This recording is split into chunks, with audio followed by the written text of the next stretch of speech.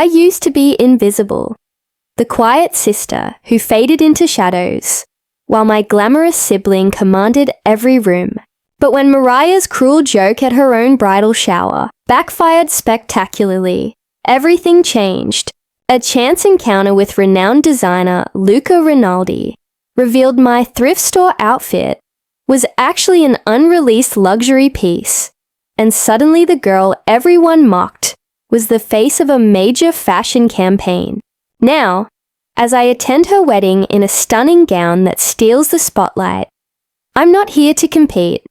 I'm here to prove that true elegance isn't about status symbols or designer labels. It's about grace under pressure, and I've got plenty of both.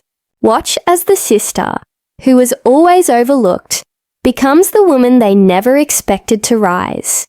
For 26 years, I existed in my sister Mariah's shadow, like a permanent eclipse, while she commanded attention with sparkling jewelry and designer clothes. I wore fine things that made me invisible. She turned compliments into expectations and criticism into entertainment, while I perfected the art of being the quiet sister, the one people cropped out of photos entirely. But everything changed at her bridal shower. The event was held at an exclusive Manhattan rooftop garden. All pink peonies, crystal chairs, and his and hers macarons. I arrived exactly on time, making me fashionably late in their world. The moment I walked in, the hush was immediate. Subtle eye squints, then Mariah's high-pitched giggle echoing off the tiles. Oh my God, she laughed loud enough for everyone to hear. Did you stop by the thrift store before coming? I froze, looking down at my carefully chosen outfit. A soft cream blouse tucked into a dark plum midi skirt with vintage-inspired heels. I'd spent weeks saving for it, not from luxury boutiques, but from careful online searches. It made me feel confident until that moment. Mariah walked over, rosé in hand, perfect curls bouncing, doing a slow circle around me. It's giving substitute teacher chic, she smirked as her bridesmaid snorted. Someone even took a photo of me behind their phone, pretending it was discreet. I clenched my fists, but said nothing. Years of being the quiet one had trained me for these moments, though it still stung like a fresh slap. Don't worry, everyone, Mariah said, raising her glass mockingly. Not everyone can afford bridal couture. Some of us have to be creative. The laughter continued as I searched for a seat where I could disappear. That's when I noticed him, a sharply dressed man in the far corner, studying my outfit with intense curiosity. He whispered something to the woman beside him, then stood up. He approached me slowly, intentionally, and the laughter stopped. Even Mariah turned, clearly intrigued. "Excuse me," he said with a soft, amused smile. "Would you mind if I took a photo of your outfit?" I blinked. "Sorry? It's stunning. I designed it." The rooftop went silent. Mariah's mouth hung open. He reached into his pocket, pulled out a slim black card. Luca Rinaldi, creative director at House of Rinaldi. That blouse and skirt, that's from our unreleased fall capsule collection. I sent it to a select list of insiders last month. No one was supposed to wear it publicly yet, but I must say, you wear it better than I imagined. My hands trembled. I'd bought the pieces secondhand online from a seller in Milan, having no idea. I sent it to fashion editors, stylists. Luca continued, scanning the crowd. This outfit won't be available to the public for another 2 months. Mariah's face turned paler than her champagne. The man who had never heard of me moments ago addressed the crowd. "Whoever called this cheap doesn't understand fashion."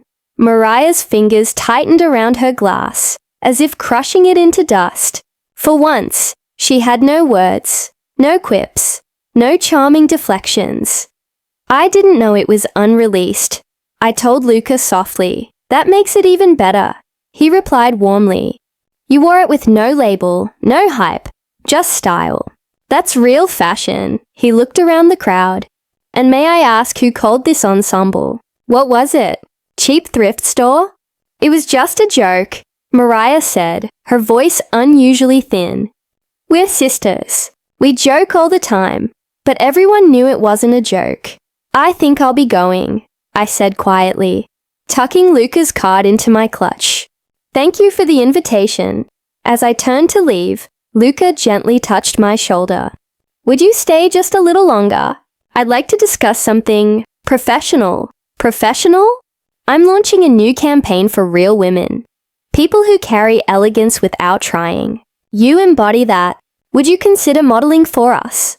Mariah's jaw clenched. You're kidding, right? She's never modeled. She works in a bookstore. Luca turned to her. Some of the greatest faces come from humble places. Authenticity can't be taught. The next week, I was flown to Milan for fittings. Photos of me in that same outfit, once mocked, went viral. The unknown muse, headlines read, "Who is she?" Mariah tried to spin it with passive-aggressive posts, but people saw through it. Sponsors began pulling out of her wedding brand collabs, not wanting to associate with someone who publicly mocked a now-famous face. 2 weeks later, when Luca offered me the chance to style his private runway collection, I was supposed to fly to Paris. Instead, I made another choice. I attended Mariah's wedding. The ceremony was held at a rented estate, with hand-picked roses and rented swans. I walked in wearing a full-length crimson gown that shimmered like blood under chandeliers. It was elegant, fitted, daring. Not loud, but heads turned immediately. Luca's lead photographer was there, documenting openly. The editor from Luxe Vogue, who had attended the bridal shower, whispered, "That's her, the one who wore the unreleased Roldy piece." Moments like these teach us that true worth isn't measured in status symbols or social media followers. The minister said during the ceremony, "It's found in how we treat others, especially those closest to us." Mariah froze when she saw me. "Why are you here?" I smiled calmly. "To say congratulations." My mother appeared like a vulture in pearls. This is not your moment. You're being inappropriate." I leaned close. "You never made room for me to have a moment. Now that I've made my own, you're uncomfortable." During the reception, the DJ accidentally played an audio file from Mariah's upcoming campaign. A recorded call where she mocked not just me, but her own fiancé, laughing about how she settled because she wanted to outdo her ex at the altar. The silence was deafening. The groom stood slowly. Guests shifted uncomfortably. Mariah tried to laugh it off, her voice cracking. That was just a joke. But the damage was done. The wedding unraveled hour by hour as more people whispered. The groom distanced himself, and brand reps quietly left. Luca's post about me went live that same night. An elegant photo of me at the wedding captioned, "True elegance is grace under fire. Meet the face of our newest campaign. Real, radiant, resilient." By morning, my image was everywhere. Mariah's wasn't. She deleted half her social media. The campaign she'd bragged about was dropped. Our parents tried calling. My mother left a voicemail. We were just trying to protect her image. You know how sensitive she is. I didn't answer because I wasn't the girl crying in the corner anymore. I was the woman they never thought would rise. And I had risen silently, powerfully, beautifully, without ever needing to scream. The sister, who was always overlooked, had become the woman they never expected to see shine. And in that transformation, I discovered something more valuable than any designer label or social status. I found myself finally, completely visible and unapologetically powerful. Now I stand at the threshold of a new life, where my worth isn't determined by others' opinions or my family's expectations, but by my own choices and the quiet strength that carried me through years of being invisible.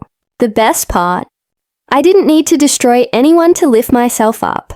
I simply chose to stop staying small for other people's comfort.